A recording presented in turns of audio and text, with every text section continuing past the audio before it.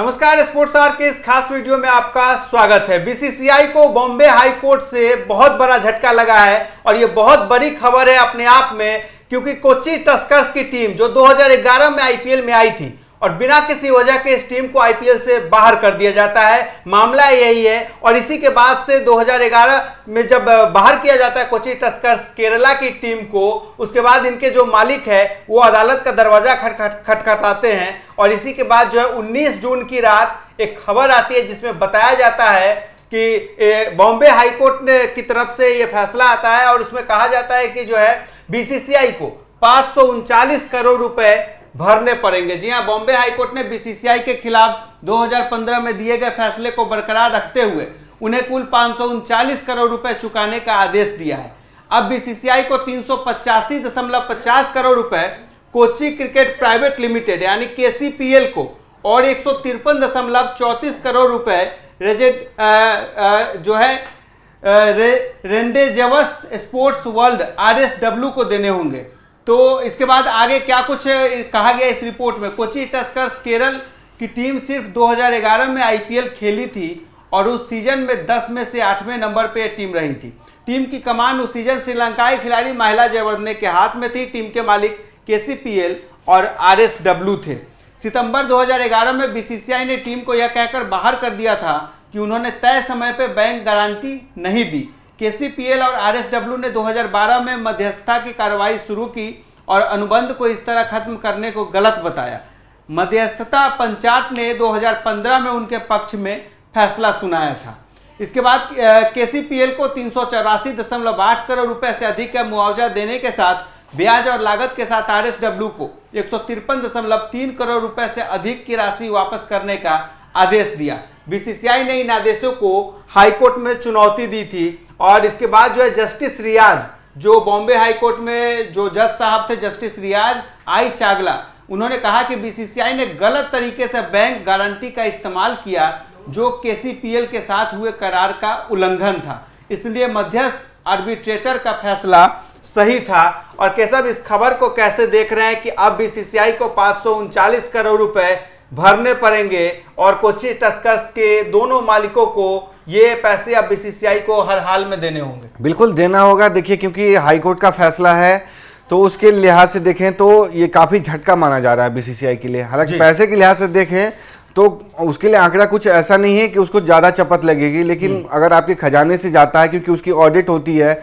और हमने देखा कि पिछले दिनों बीसीसीआई काफ़ी विवादों में रहा था जब विनोद राय के नेतृत्व में एक कैग का कह सकते हैं ऑडिट और एक संचालन समिति का गठन किया गया था जो इनके कामकाज को देखती थी। क्योंकि इसी सब जो अनियमितता सामने आई थी, काफ़ी विवादों में रहा था बीसीसीआई, उसके बाद काफ़ी समय तक कह सकते हैं कि इसका एक तरीके से नियंत्रण सुप्रीम कोर्ट के जज और कह सकते हैं कि कैग के जो पूर्व कैग थे विनोद राय, उनके हाथों में थी और उन्होंने काफ़ी इसकी ऑडिट भी की थी, काफ़ी देखरेख भी की थी। तो बीसीसीआई लगातार, ये पहला मामला नहीं है कोच्चि टस्कर्स वाला जब उसको 539 करोड़ तकरीबन कह सकते हैं चपत लगी है, चूना लगा है। क्योंकि इससे पहले डेक्कन चार्जर्स को भी जब बाहर किया गया था तो उस मामले में भी बीसीसीआई को पैसे देने पड़े थे और कह सकते हैं बीसीसीआई कहीं ना कहीं जो एक तरफा रूप से टीम को बाहर करता है। एक सीजन में बाहर कर दिया गया था, 14 मैच खेले थे, उसमें तकरीबन 2011 एक ही सीजन खेल पाई थी टीम, जिसमें 6 जीते और 8 हारे थे। तो प्रदर्शन भी इनका सही था, लेकिन बैंक गारंटी के नाम पर एक ही सीजन में बाहर कर देना किस हद तक सही था, उसी पे फैसला आया। और सवाल बड़ा ये उठता है ना कि पैसा तो चलिए बाद की बात है, अब साबित हो रहा है कि वहां पे जो है गलती बीसीसीआई की थी, गलती कोच्चि टस्कर्स के मालिक की यहाँ पे जीत हुई है अदालत में और वो तब से क्लेम कर रहे थे कि हमें बेवजह ही आप आईपीएल की टीम से बाहर कर दिए। अगर कोच्चि टस्कर्स की टीम आज होती आईपीएल में तो चाहे वहाँ कई ऐसे युवा खिलाड़ी थे जिन्हें मौका मिलता वहाँ खेलने का। देखिए, बिल्कुल सचिन तेंदुलकर का जो शतक आया था इसी टीम के खिलाफ आया था, आरपी सिंह, ब्रेंडन मुकुलम जैसे जो खिलाड़ी थे इसी टीम का हिस्सा थे और ये कह सकते हैं साउथ की टीम का प्रतिनिधित्व करते थे। वहाँ के लोकल खिलाड़ियों को भी मौका मिलता है, एक प्लेटफॉर्म मिलता बड़ा। बिल्कुल, देखिए लोकल खिलाड़ियों से ज्यादा ये है कि उसके साथ साथ वो सिर्फ टीम नहीं होती है। हाँ। उसमें 11 खिलाड़ी नहीं होते, एक तो 18 सदस्यीय, 20 सदस्यीय या कह सकते हैं 26 सदस्यीय तक की स्क्वाड स्टार्ट होती है। उसके साथ साथ स्टाफ होते हैं, मैनेजमेंट टीम होती है, मीडिया वाले होते हैं, ब्रॉडकास्टर्स के कह सकते हैं इंटरेस्ट जुड़े होते हैं, और पूरा एक चेन जो होता है ना, इंडस्ट्री का चेन एक टीम के साथ जुड़ा हुआ होता है, उसको आप एक झटके में बाहर कर देते हैं। बैंक की अनियमितता नहीं थी यहाँ पे। कह सकते हैं जो लोन गारंटी थी या जो बॉन्ड था उसको रिन्यू नहीं करा पाए थे कह सकते हैं इसके मालिक, इसलिए उनको एक तरीके से टर्मिनेट कर दिया गया था, एक ही सीजन खेल पाए थे। आपको याद होगा कि इसी के साथ पुणे वॉरियर्स भी आई थी। तो कुल मिलाकर के इसी पे फैसला आया है, और इस टीम में शीर्षंत भी थे।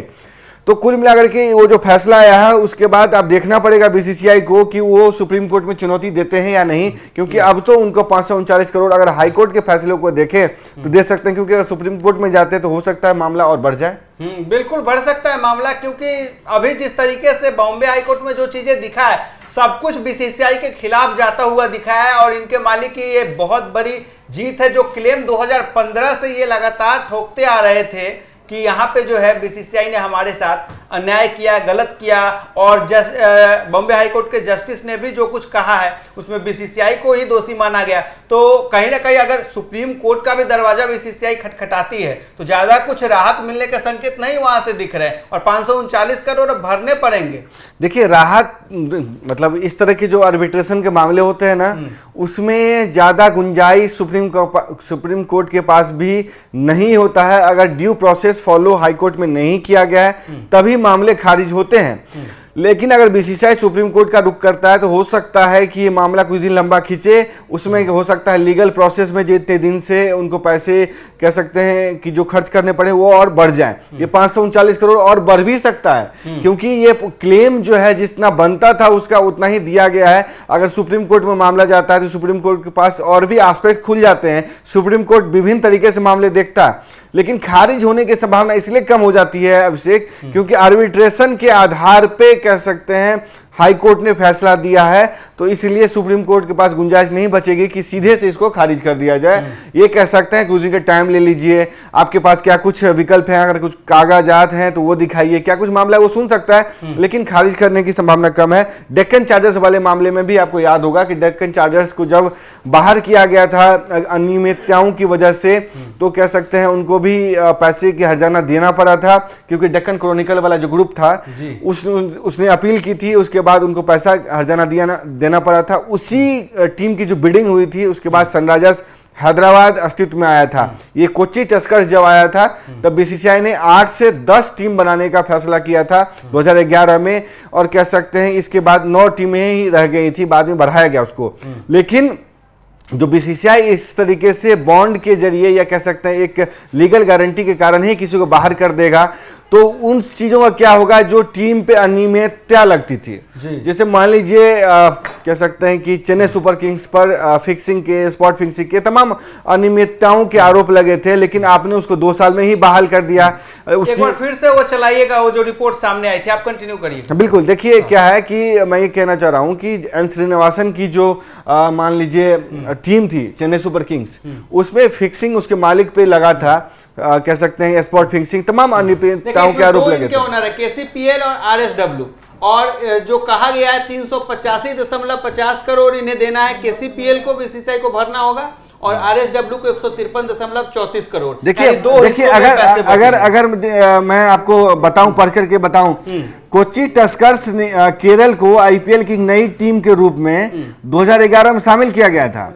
इस टीम का मालिकाना हक रोंदबू स्पोर्ट्स आरएसडब्ल्यू जिसे हम शॉर्ट में कहते हैं, बाद में कोची क्रिकेट प्राइवेट लिमिटेड के पास चला गया। सितंबर 2011 में बीसीसीआई ने फ्रेंचाइजी को टर्मिनेट कर दिया। फ्रेंचाइजी के मालिक बीसीसीआई की बैंक गारंटी को रिन्यू नहीं कर पाए थे। 26 मार्च 2011 तक मालिक को गारंटी बैंक में जमा करनी थी, लेकिन वो नहीं कर पाए। बोर्ड ने करीब 6 महीने तक इंतजार किया था, यानी बीसीसीआई ने 6 महीने वेट किया, लेकिन जब उन्होंने रिन्यू नहीं कराया तो कह सकते हैं कि उनके कॉन्ट्रैक्ट को रद्द कर दिया गया, और उन्हें कॉन्ट्रैक्ट के 156 करोड़ रुपए भी नहीं दिए गए। जिस कारण बीसीसीआई ने 19 सितंबर 2011 को एनुअल मीटिंग में टीम को टर्मिनेट कर दिया, जिसके बाद जो केसीपीएल और आरएसडब्ल्यू है 2012 में मध्यस्थता कहा था कि बैंक गारंटी नहीं दी है इस टीम ने हमें। हाँ, तो 2012 में मध्यस्थता यानी आर्बिट्रेशन की प्रक्रिया शुरू की। 2015 में ट्रिब्यूनल ने फैसला सुनाया कि बीसीसीआई ने कॉन्ट्रैक्ट का उल्लंघन किया है, गलत तरीके से गारंटी की रकम वसूली। ट्रिब्यूनल ने यह भी कहा बीसीसीआई की गलती से केसीपीएल को आर्थिक रूप से 384 करोड़ का नुकसान हुआ है, आरएसडब्ल्यू को 153 करोड़ का नुकसान हुआ है, यानी कि कुल मिलाकर के 553 करोड़ बनते हैं। देखा जाए यानी कि केसीपीएल को कितने का नुकसान हुआ था, 384 करोड़ बीसीसीआई के कारण हुआ था, आरएसडब्ल्यू को 153 करोड़ का नुकसान हुआ, को टोटल 538 करोड़ रुपए, और कह सकते हैं ब्याज कानूनी खर्च भी जोड़ दे तो 539 करोड़ रुपए होते हैं। और आर्बिट्रेशन के प्रोसेस के बाद ही ये फैसला दिया गया है, और कह सकते हैं कि जो ये इसी सब को जोड़ करके जो उनकी नुकसान की भरपाई है अब बीसीसीआई करेगा। तो ये बॉम्बे हाई कोर्ट का फैसला था, और इस फैसले पे अब आप लोगों का क्या कहना है? खेल जगत में इस वक्त अलग अलग तरह के रिएक्शंस आ रहे हैं। कुछ लोग कह रहे हैं कि हाँ वाकई जो है कोची टस्कर्स केरला के साथ गलत हुआ, बीसीसीआई ने गलत किया। तो कुछ लोगों का मानना है कि अगर ये जो है बीसीसीआई सुप्रीम कोर्ट जाती है तो हो सकता है कि आगे चल के कुछ राहत उन्हें वहां पे मिल जाए। फिलहाल आप लोगों का इस पूरी खबर पे क्या कहना है? आप भी अपनी राय में कमेंट बॉक्स में जरूर दें। स्पोर्ट्स आवर के इस खास वीडियो में इतना ही। धन्यवाद।